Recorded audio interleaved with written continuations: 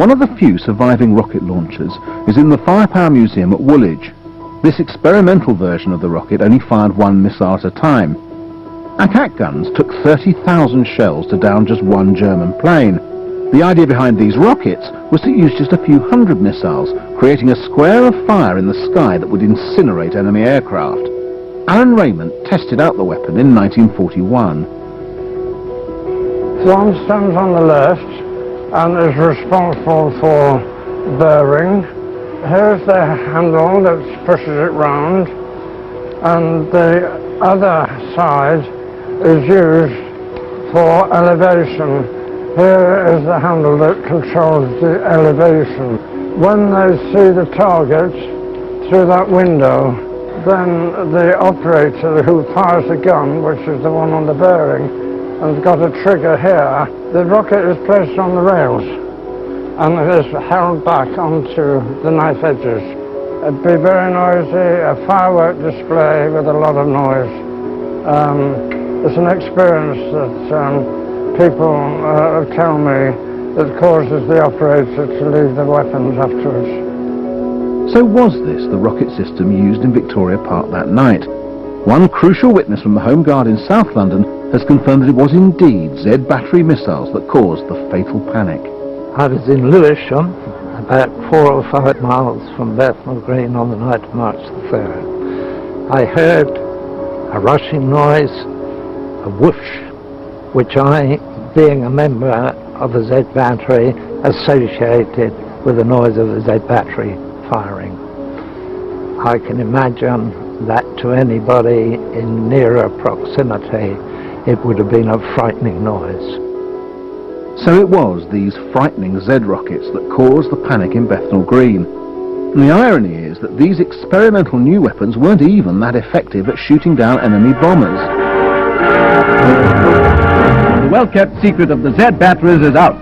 These are the first pictures of the rocket guns, now revealed as having long played an important role in repelling the Nazi invaders.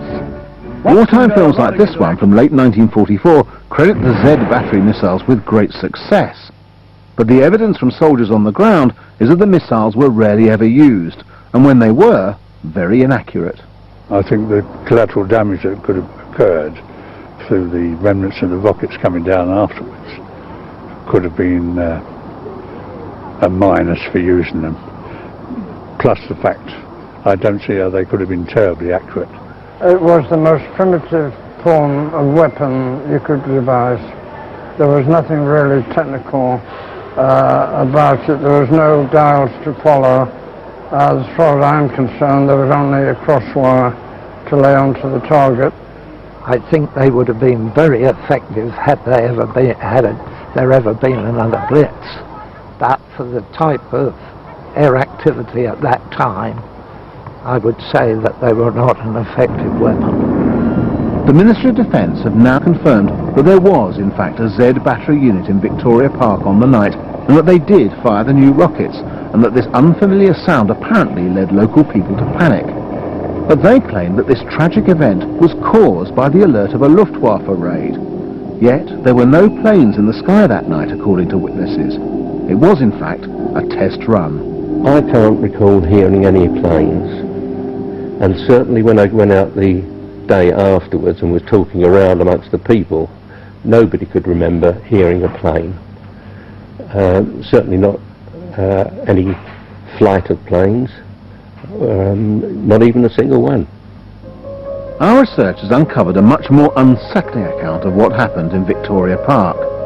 This man, Alec Allen, says that he was told of a test firing in the park that night. He was given the exact time and location of the mass launch of rockets. But how could the military know in advance about the precise movements of enemy aircraft? The obvious answer is that there wasn't a plane up there. It was a test firing. I was what I called a cocoa boy. I used to make the cocoa for the workers, and I was a general dog's body, clean the toilets and wash their overalls, polish the brass plate on the front of the building. The paint factory where Alec worked as a cocoa boy has been replaced by this industrial estate just across the canal from the back of the park. On the night of the disaster, to earn myself a few bob, which was 7 and 6 a night, I used to do a bit of fire watching. whomever was in charge that particular night, he had been informed that the battery of guns in Victoria Park were going to have a test firing. I was this side of the building, this is the back of the building, so that I could get a good view. But I think no matter where I was, I would have had a good view. And when they did go off, it even startled me, and I was forewarned.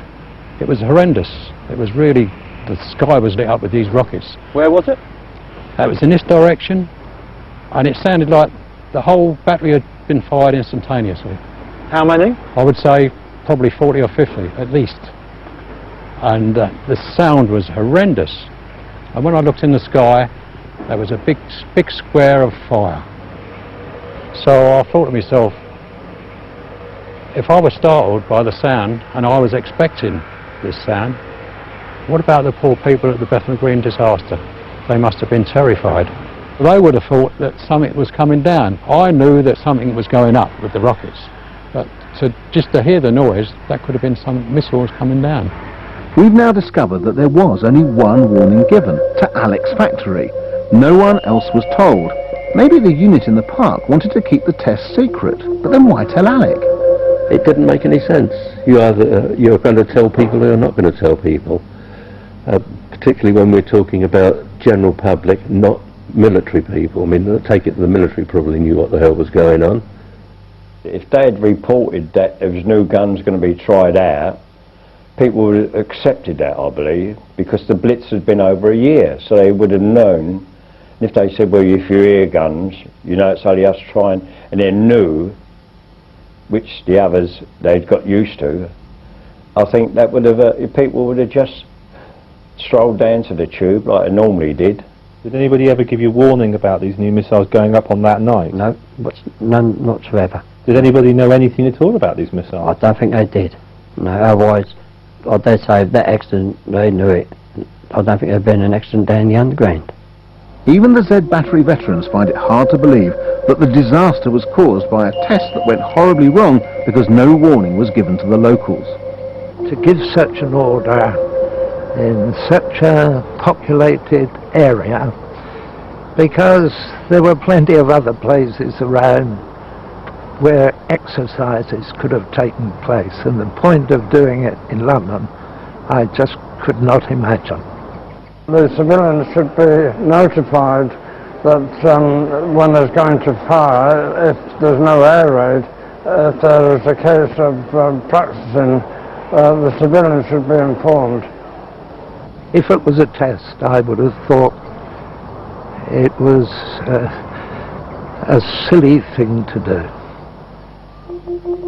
A silly thing indeed.